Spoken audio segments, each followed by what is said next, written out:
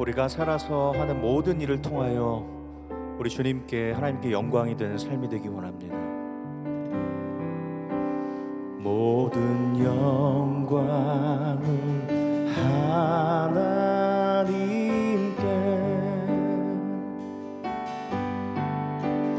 모든 영광을 하나님께,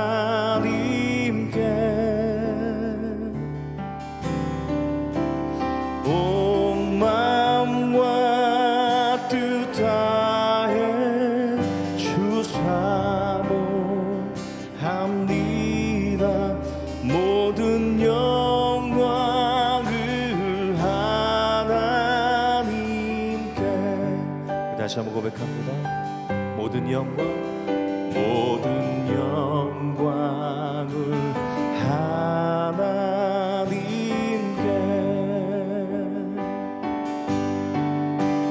모든 영광을 하나님께,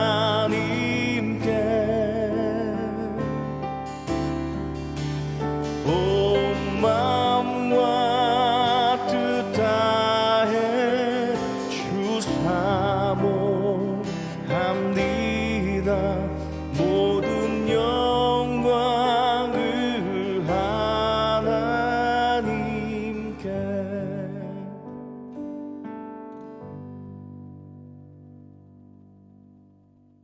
하나님 은혜 감사합니다. 사순절을 지나가면서 로마서를 묵상하게 하시고 또 필사하면서 하나님의 말씀을 가까이 접하게 하시니 감사합니다. 오늘도 이 말씀 안에서 복음을 듣게 하시고 은혜를 누리게 하여 주시옵소서. 예수 그리스도 이름으로 간절히 기도합니다. 아멘. 오늘 함께 묵상할 하나님의 말씀은 로마서 14장 1절부터 12절까지 말씀이 되겠는데요. 성경 봉독은 5절까지만 먼저 하도록 하겠습니다. 로마서 14장 1절부터 5절까지 말씀 제가 봉독해 드리겠습니다. 믿음이 연약한 자를 너희가 받되 그의 의견을 비판하지 말라. 어떤 사람은 모든 것을 먹을 만한 믿음이 있고 믿음이 연약한 자는 채소만 먹느니라. 먹는 자는 먹지 않는 자를 없인 여기지 말고 먹지 않는 자는 먹는 자를 비판하지 말라. 이는 하나님이 그를 받으셨음이라. 남의 하인을 비판하는 너는 누구냐? 그가 서 있는 것이나 넘어지는 것이 자기 주인에게 있음에 그가 세움을 받으리니 이는 그를 세우시는 권능이 주께 있음이라. 어떤 사람은 이 날을 저날보다 낮게 여기고 어떤 사람은 모든 날을 같게 여기나니 각각 자기 마음으로 확정할지니라. 아멘. 아멘. 네, 저희가 로마서 이제 14장까지 왔습니다. 여러분께서 이미 잘 살펴보신 대로 1장부터 11장까지는 복음 중심적인 구원론입니다. 그래서 복음의 교리편이라고 할 수 있겠고요. 그리고 이제 12장부터는 그러므로로 시작하면서 그 복음을 믿고 그 복음을 따라서 사는 그 신앙생활이 무엇인가를 설명해주고 있습니다. 로마서의 큰 그림에 보시면 복음이 다른 사람과의 관계에 어떤 영향을 미치는가, 그리고 이제 옆에 작은 글씨로 나와 있지만 보시면은요, 하나님의 공동체 이렇게 되어 있습니다. 12장과 13장 내용은 우리에게 비교적 익숙한 로마서 말씀인데요. 예배와 교회와 봉사와 또 교회 바깥에 있는 세상과 또 국가와 정치, 그리고 결론적으로는 우리가 어떻게 사랑으로 하나님의 법을 이루어 나갈 수 있을 것인가에 대한 그런 말씀이 되겠습니다. 그리고 이제 14장과 15장으로 접어들면서 그 당시 바울이 로마서를 쓸 그 당시에 로마 교회가 안고 있었던 그런 중요한 문제 한 가지를 다루게 되는데요. 그것은 유대인들과 이방인들의 그 사이의 갈등의 문제였습니다. 로마서의 배경을 살펴보시면은 사도행전 18장에 보시면 글라우디오 황제 때 로마에 살고 있던 모든 유대인들을 추방시키는 그런 명령이 떨어지죠. 그래서 그 전에 한 교회에서 이방인들과 유대인들이 한 공동체를 이루어 신앙생활을 하다가 유대인들이 없이 이방인들끼리 모여서 로마 교회를 이끌어 나가게 됩니다. 그 이후에 다시 유대인들이 돌아올 수 있도록 허용이 되었지만 그 시간은 좀 걸렸을 것 같고요. 한꺼번에 다 그 전에 모였던 유대인들이 다 모이지는 않았을 것 같습니다. 그래서 이 이방인과 유대인들이 함께 모여서 공동체를 이루어 가는 데 있어서 문제가 좀 있었던 것 같아요. 오늘 본문 14장 1절에 이렇게 시작하죠. 믿음이 연약한 자를 너희가 받되, 또 15장 1절에 보시면 믿음이 강한 우리는. 그래서 교회 안에서 이런 갈등과 분쟁이 있었던 것 같습니다. 믿음이 연약한 자들이 있었고 또 믿음이 강한 자들이 있었습니다. 이 믿음이 약하고 강한 것의 그 차이는 음식과 절기의 문제였던 것 같은데요. 오늘 본문 2절 말씀해 보시면 어떤 사람은 모든 것을 먹을 만한 믿음이 있고 이것은 믿음이 강한 사람으로 여겨졌을 것이고, 믿음이 연약한 자는 채소만 먹느니라. 그러니까 무엇을 먹느냐, 육식도 하느냐, 채식만 하느냐를 가지고 이방인들과 유대인들의 어떤 신앙 노선이 갈려졌던 것 같습니다. 5절 말씀에도 보시면 어떤 사람은 이 날을 저날보다 낮게 여기고 아마도 유대인들 가운데 예수를 믿은 이후에도 안식일을 지킨다든지 유대의 명절을 지키는 일들이 있었던 것 같아요. 그런데 그 반면에 또 어떤 사람들은 모든 날을 같게 여기는 사람들도 있었다라는 사실이죠. 이것이 한 교회 안에서 문제를 야기하고 있었던 것입니다. 먹는 것의 문제, 그리고 날을 지키는 것의 문제가 있었는데 이것은 이방인들과 유대인들의 사이를 갈라놓는 그런 문제가 되었던 것이죠. 이것이 교회 안에서의 문제뿐만 아니라 이 로마 교회에게 서신을 보내는 사도 바울에게 있어서도 큰 관건이었다고 생각합니다. 로마서를 사도 바울이 저술하게 된 동기는 잘 아시는 바와 같이 1차, 2차, 3차 전도 여행을 마친 바울이 이제 마치게 되는 그 순간에 이제는 그 당시 지중해 건너편 땅끝이라고 일컬어지던 그 서바나 스페인에 가서 복음을 전하고 싶은데, 그 전까지는 안디옥 교회의 파송을 받아서 복음 사역을 했지만 이제 서바나까지 가려면 안디옥은 너무나도 먼 거리에 있고 그 중간에 있는 로마 교회의 파송을 받으면 하는 그런 바울의 바람이 있었던 것입니다. 근데 로마 교회가 바울을 파송하고 바울을 후원하며 이 복음 사역에 동역하기 위해서는 그 교회가 먼저 복음으로 하나 되어야 하는 그런 관건이 있었는데, 그 가운데 이 믿음이 연약한 자들과 믿음이 강한 자들 사이에 갈등의 문제가 있었다는 것이죠. 교회는 복음으로 하나 되어야 하고 그 복음의 그 진리와 은혜를 그 공동체를 통해서 보여주어야만 합니다. 그런 교회가 전도도 할 수 있고 그리고 선교도 할 수 있게 되는 것이죠. 저는 그래서 이제 14장 15장 말씀을 여는 첫 번째 단락에 있어서 오늘 설교의 제목을 이렇게 잡아보았습니다. 눈으로 볼 수 있는 복음. 눈으로 볼 수 있는 복음. 사실 이 설교 제목은 마크 데버 목사님이 쓰신 책 The Church, The Gospel Made Visible에서 나오는 그런 아이디어입니다. 교회는 복음을 해야 하는 사명만 있는 것이 아니라 교회라는 공동체의 그 모임을 통해서 복음을 볼 수 있도록 보여주어야 한다는 것이죠. 오늘 로마서 14장 말씀을 통해서 어떻게 우리 교회, 우리 열림은 장로교회도 복음으로 하나 되고 눈으로 볼 수 있는 복음, The Gospel Made Visible, 이렇게 보여줄 수 있는 복음 공동체를 세워나갈 수 있는지 오늘 말씀을 중심으로 세 가지 교훈을 나눠보고자 합니다. 첫 번째, 복음을 보여주는 교회가 되기 위해서는 우리가 용납을 배워야 합니다. 용납을 배워야 합니다. 1절 말씀부터 다시 한번 보겠습니다. 믿음이 연약한 자를 받되 그의 의견을 비판하지 말라. 이 먹는 것과 나를 중시 여기는 그런 부분에 있어서 믿음이 강한 사람들이 믿음이 약한 사람들을 비판한 것입니다. 근데 비판해서는 안 되고 용납해야 된다고 설명하고 있습니다. 거기 받되라는 그런 단어가 신약 성경에 몇 번 사용되는데 그 중에 한 구절이 사도행전 18장 26절에 나오는 구절입니다. 브리스길라가 아굴라가 로마에서 살다가 글라우디 황제의 추방령을 받고서 떠나서 이제 고린도에 왔는데 거기에서 아볼로라는 사람을 만나게 되죠. 그래서 그 26절 말씀에 보면은 아볼로가 회당에서 담대히 말하기 시작했는데 브리스길라와 아굴라가 아볼로의 그 티칭을 듣고서 데려다가 하나님의 도를 정확하게 풀어 이르더라. 그 데려다가라는 단어가 오늘 로마서 14장 1절에 받아라는 똑같은 단어입니다. 그러니까 여러분들 감이 오시죠? 지금 여기 받으라는 말이 무슨 말인지. 영접하는 것입니다. 용납하는 것입니다. 심지어 집으로 데려와서 함께 교제 나눌 수 있는 그런 좋은 관계를 의미하는 것입니다.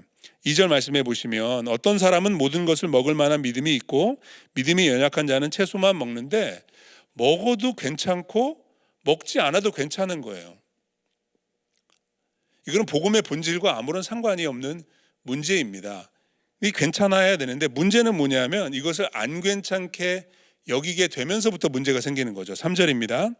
먹는 자는 먹지 않는 자를 없인 여기지 말고. 근데 로마 교회의 현실은 없인 여긴다는 것입니다. 먹는 사람은 먹지 않는 사람을 공격하고 또 먹지 않는 사람은 먹는 사람을 비판한다는 거예요. 여기 없인 여긴다는 것은 영어 성경에 despise 이렇게 되어 있습니다. 그것도 못 먹어? 깔보는 거죠. 폄하하는 것입니다. 비판하는 것은 또 무엇을 의미합니까? 안 먹는 사람은 먹는 사람을 향해서 그거 먹으면 안 되는데 왜 먹어? 잘못된 것이야. 여기 비판이라는 단어 속에는 이 정죄의 의미가 포함되어 있는 것이죠. 물론 우리가 판단은 해야 되죠. 옳고 그름을 판단해야 되는데 그것이 선을 넘어서 비판하게 되고 그를 정죄하게 된다면 그것은 내가 죄를 짓게 되는 것이죠. 이렇게 해서는 안 된다는 것입니다. 더더욱이 그 3절 말씀의 끝에 보시면 우리가 왜 서로를 비판하거나 서로를 업신여기지 말아야 하는 이유는 바로 이것입니다. 3절 하반절에 이는 하나님이 그를 받으셨습니다. 그래서 믿음이 강한 사람은 아무거나 다 먹을 수 있는 사람은 먹지 못하는 믿음이 약한 사람을 용납해야 되는 것입니다. 반대로도 마찬가지죠.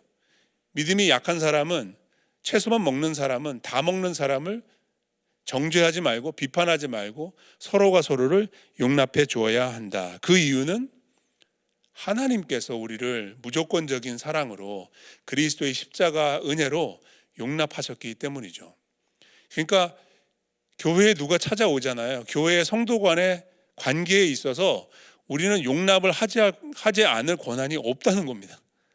하나님이 용납하셨는데 우리가 무슨 자격으로 무슨 권한으로 그 사람을 받아들이지 않겠느냐. 이것이 복음의 논리인 것이거든요. 오래전에 나온 그런 이 경배와 찬양 영어 곡 가운데 이런 찬양이 있습니다. You are my king이라는 찬양인데요. I'm forgiven because you were forsaken. 내가 용서받은 것은 우리 주님께서 버림받으셨기 때문입니다. I am accepted, you were condemned. 내가 용납받은 것은 우리 주님께서 정죄받으셨기 때문입니다. 이게 복음이죠. 하나님이 어떻게 우리를 용납하십니까? 우리가 용납할 만한 그런 자격이 있어서 한 게 아닙니다. 다 예수님 때문에 예수님 덕분이라는 것입니다. 예수께서 십자가에서 나의 죄값을 다 치르셨기 때문에 내가 용서받고 용납받을 수 있는 것입니다. 마찬가지로 교회 안에서 우리 각자의 오이코스에서 서로 배척하거나 정죄하거나 비판하거나 업신여기지 말아야 될 이유도 바로 거기에 있는 것입니다. 하나님께서 예수 그리스도의 십자가 공로와 은혜로 말미암아 우리 모두를 용납하셨습니다. 그렇기 때문에 우리는 그 용납을 배워야 합니다. 실천해야 합니다. 그래야지 복음을 보여줄 수 있는 복음 공동체를 세워나갈 수 있습니다. 두 번째, 우리가 충성을 다할 때 우리는 복음을 보여주는 공동체를 이루어갈 수 있습니다. 충성입니다. 자, 4절. 남의 하인을 비판하는 너는 누구냐? 그가 서 있는 것이나 넘어지는 것이 자기 주인에게 있음에 그가 세움을 받으리니 이는 그를 세우시는 권능이 주께 있습니다. 여기서 남의 하인이라고 비유해서 설명하는 이유가 있죠. 우리에게는 한 주님이 계시고 우리 모두는 다 그의 종이라는 거예요. 그렇기 때문에 종의 자세로 우리가 서로를 대한다면 서로 비판할 수 없는 것이죠. 그것은 주인의 권한에 해당되는 거니까요. 그런데 여기 보시면 남의 하인을 비판하는 누구냐. 3절에서 누가 비판하죠? 믿음이 강한 자가 비판했나요? 믿음이 약한 자가 비판했나요? 모든 것을 먹는 사람이 비판하나요? 아니면 채소만 먹는 사람이 비판하나요? 3절에는 비판은 믿음이 약한 사람, 채식만 하는 사람이 모든 것을 먹는 사람을 비판한다고 나와 있습니다. 남의 하인을 비판하는 너는 누구냐? 그가 서 있는 것이냐 넘어지는 것이 자기 주인에게 있다. 그러니까 채소만 먹는 사람은 모든 것을 다 먹고 새우도 먹고 돼지고기도 먹고 다 먹는 사람을 비판한다는 거예요. 비판하는 이유는 그렇게 아무거나 함부로 먹다가 실족한다는 것이죠. 넘어진다는 것이죠. 죄를 지을 수 있기 때문에, 그렇기 때문에 안 먹는 게 낫다, 그렇게 비판하는 것이었죠. 근데 바울의 논리는 이렇습니다. 둘 다 주님의 종이라는 것입니다. 그리고 그 사람이 서 있는 것이나 넘어지는 것이나 종들에게 달려있는 것이 아니라 주인에게 달려있다. 그리고 넘어지더라도 주인이 세우실 것이다. 우리 주님이 세우신다. 그를 세우시는 권능은 주께 있다. 다시 말해서 종의 신분, 종의 자세를 망각하지 말라. 우리는 주님을 바라보고 주님께 충성을 다해야 한다. 주님을 위해서 하면은 아무런 문제가 없는데, 내가 주인 행세를 하게 되면은 먹는 것에서부터 어떤 날짜를 중히 여기는 일에 이르기까지 교회 공동체 안에서 분열과 갈등을 조장할 수 있다라는 말이죠. 자, 5절 보겠습니다. 어떤 사람은 이날을 전날보다 낮게 여기고, 누가 그럴까요? 믿음이 강한 사람이요, 약한 사람이요, 유대인이요, 이방인이요. 짐작이 쉽게 되시죠. 나를 중히 여긴다는 것은 무슨 안식일이나 구약의 절기들을 말하는 것인데, 유대교의 강한 성향과 전통을 가지고 있는 그런 사람이죠. 어떤 사람은 모든 날을 같게 여기니, 토요일도 좋고 일요일도 좋고, 이게 크게 상관이 없는 것입니다. 그런데 여기 포인트가 있죠. 각각 자기 마음으로 확정하라. 복음의 본질에 연관된 것이 아니라고 한다면 자유하라라는 것입니다.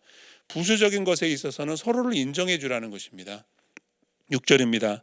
나를 중히 여기는 자도 주를 위하여 중히 여기고 먹는 자도 주를 위하여 먹으니 이는 하나님께 감사함이요, 먹지 않는 자도 주를 위하여 먹지 아니하며 하나님께 감사하느니라.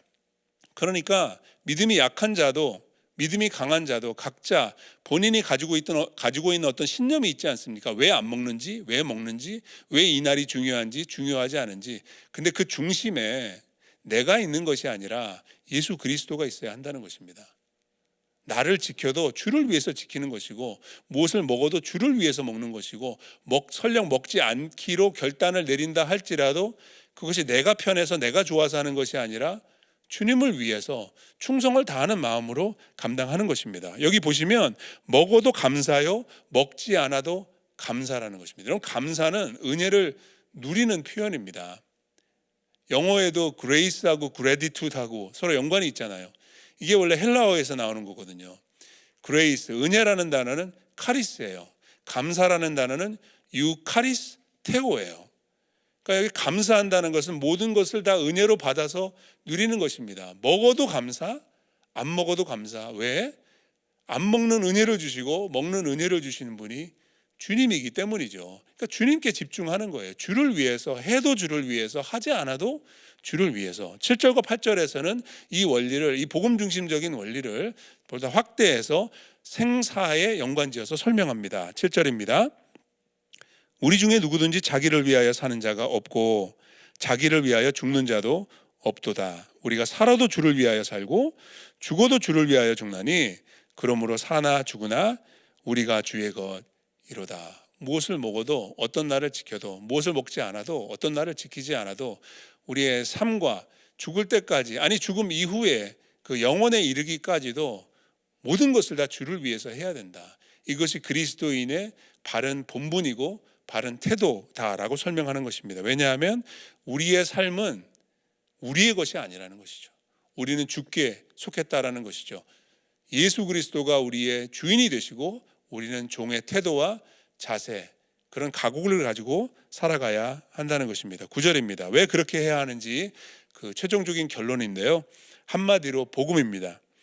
이를 위하여 그리스도께서 죽었다가 다시 살아나셨으니 곧 죽은 자와 산 자의 주가 되려 하심이라. 먹어도 안 먹어도 지켜도 안 지켜도 모든 것을 주를 위하여 하고, 살아도 주를 위하여 죽어도 주를 위하여 하게 되는 그 이유는 무엇입니까?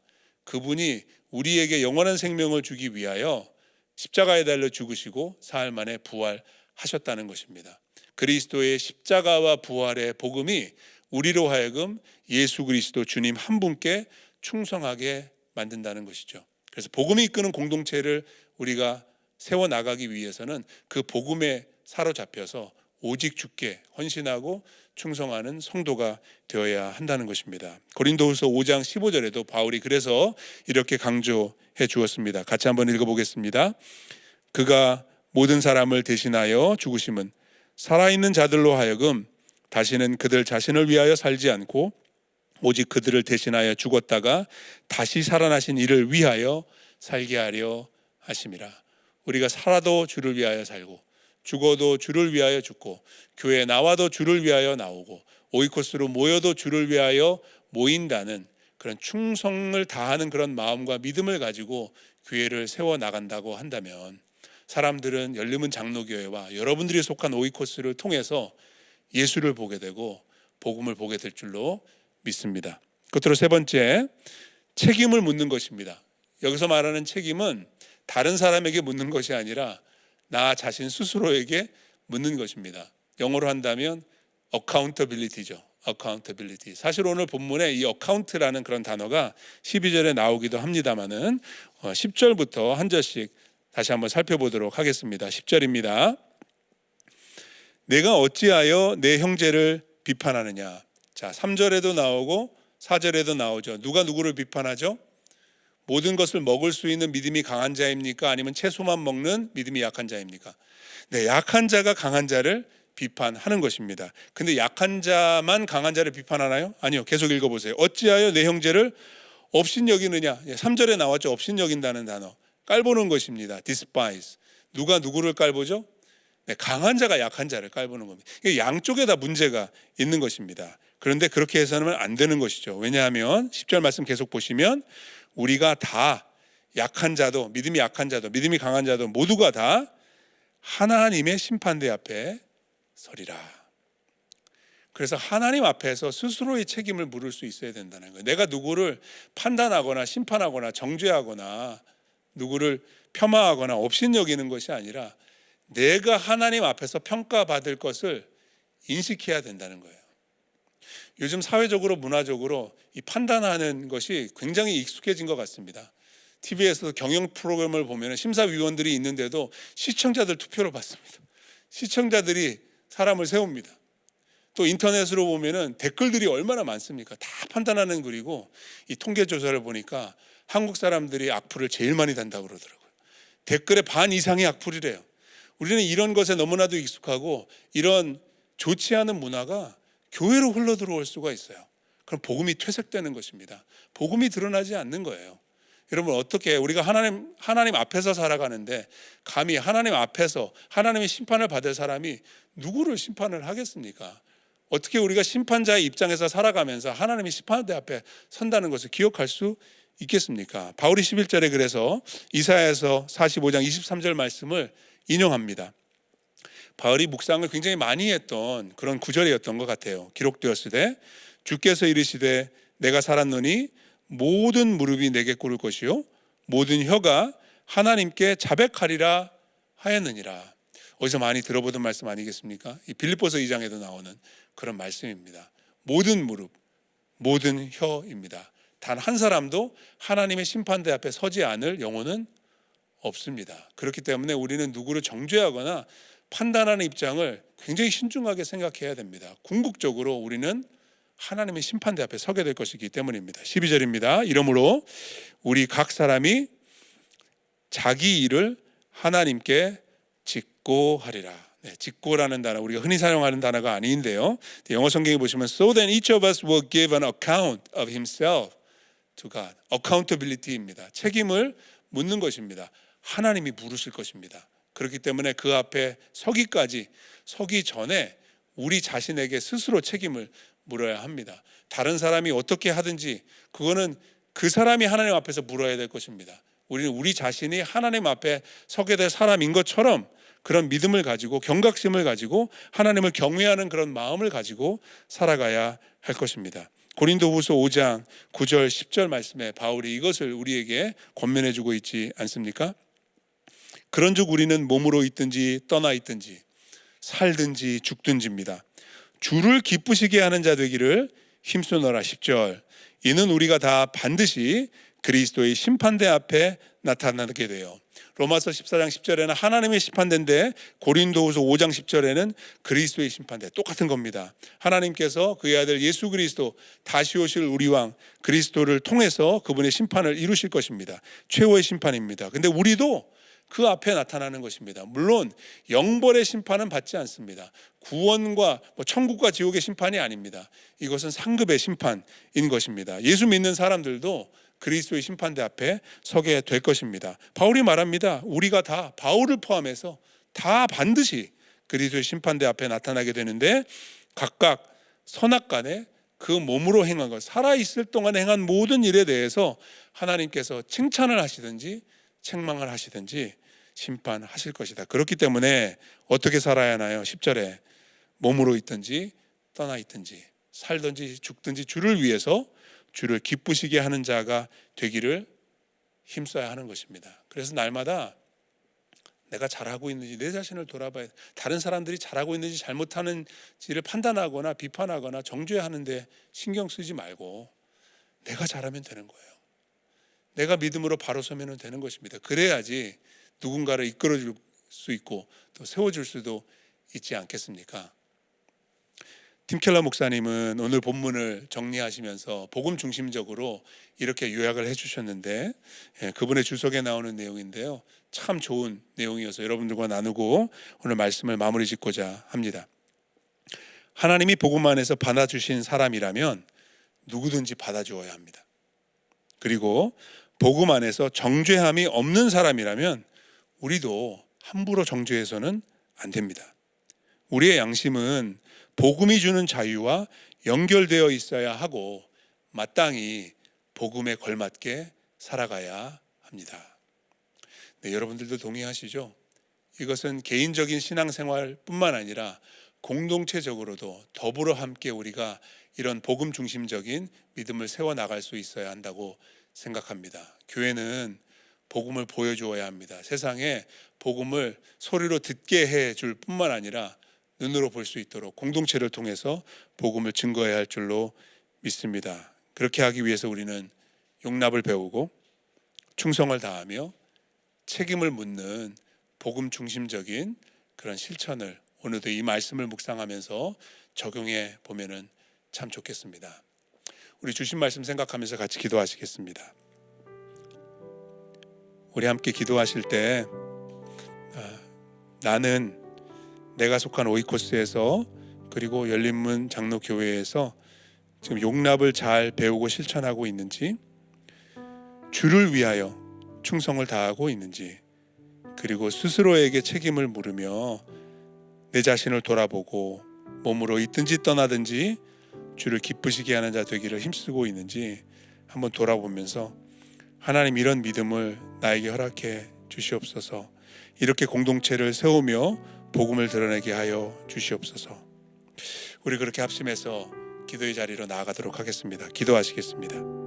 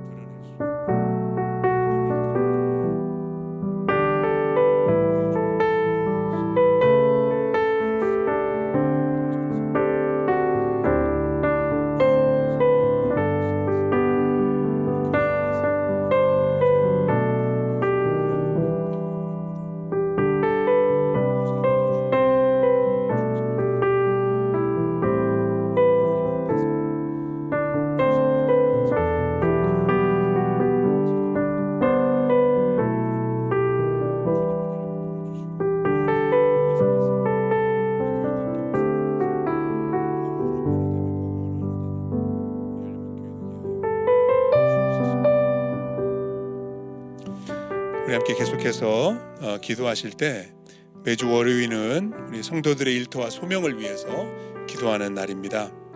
일상 속에서도 참된 예배자로 살며 날마다 삶의 변화가 일어나게 기도했으면 합니다. 잃었던 일자리를 찾게 하시고 일터의 어려움이 회복되어 사명을 감당할 수 있도록 어려움 가운데 있는 우리 성도님들을 위해서 중보 기도했으면 좋겠습니다.